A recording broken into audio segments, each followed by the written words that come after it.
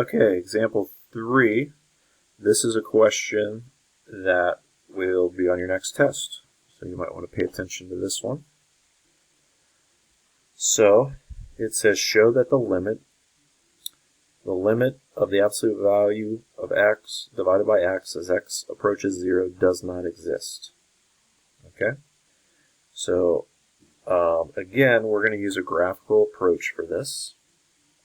So we're trying to figure out the limit of the absolute value of x all over x as x approaches 0. We're trying to show that that does not exist. Okay? So first of all, let's do a table.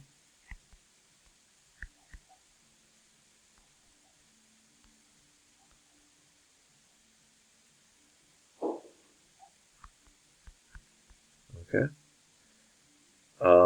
If you plug 0 into this function, it'd be 0 over 0. That's undefined. If you plug 1 into this function, it would be 1 over 1, which is 1. If you plug 2 into this function, it would be 2 over 2, which would be 1. If you plug 3 into this function, it would be 3 over 3, which would be 1. If you plug negative 1 into this function, the numerator would be positive 1, the denominator would be negative 1. So overall, this would be negative 1.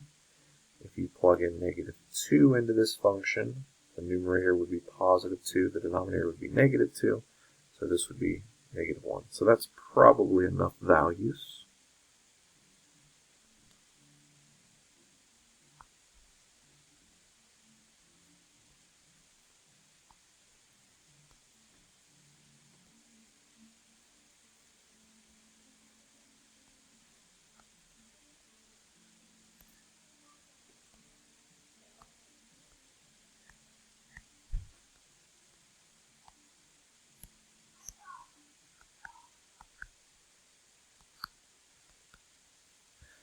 Alright, so let's start with 1, 1, 2, 1, 3, 1. Let's see, negative 1, negative 1, negative 2, negative 2. So I think we can definitely see that so far the graph looks like this. The question is, what is happening to the graph as x is getting closer and closer to 0? Okay, so if you would plug in positive 1/2, it would be positive 1/2 divided by positive 1/2, which would still be 1. So the numbers up here are still going to be 1 until you get to 0. There'd be an open circle here. And then down here, same thing. It's going to be going this way until you get to negative 1, and then you have an open circle there. So the graph of this function would look like this. Okay? And then again, we're going to use left and right limits to figure out what this limit is equal to. So if I take the limit of this function as x approaches 0, coming from the right, going this way, this limit is approaching or is equal to 1.